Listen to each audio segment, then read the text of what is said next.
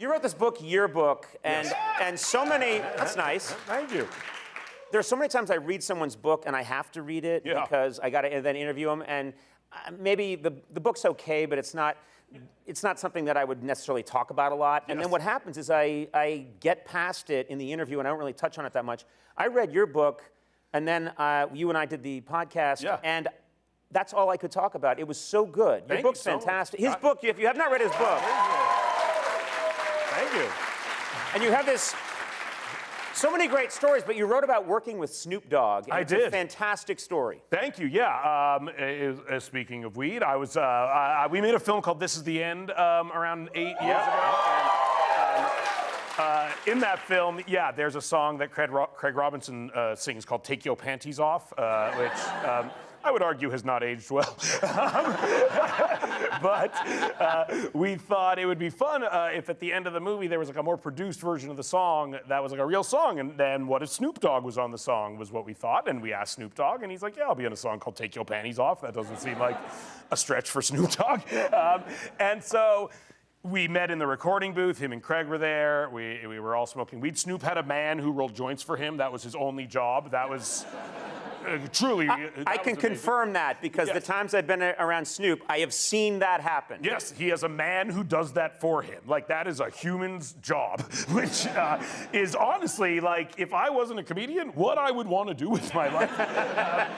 And so he wrote his hook and he was performing, and then I was like, you know, it'd be great, Snoop, is if you could sing a verse on the song, a rap verse. Because I'm very cool, that's what I called it. Could you sing a rap verse?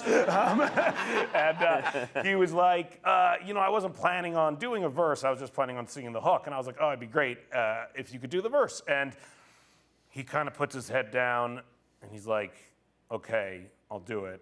And then he looks over at one of his guys who's standing by the door, and he kind of narrows his gaze and he goes, hey, bring in the hose. At which point, a man with a garden hose did not come into the room, but instead, around 5 women dressed like strippers came into the room. And they danced, they played the beat, and they danced around for like 20 minutes as he wrote a verse on his BlackBerry. And as soon as he was done writing the verse, he kind of, with a wave of the hand, like dismissed the hose. And it flooded my head with questions.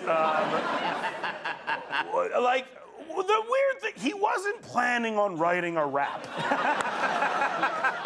So if he needs his army of hoes to appear whenever he writes a rap, does he have them around just in case? Like, that's what I couldn't believe. Yeah. It's like he has an army of muse hoes that he busses around in case someone's like, hey, could you write a rap? He's like, yeah, bring in the hose. Okay, dance.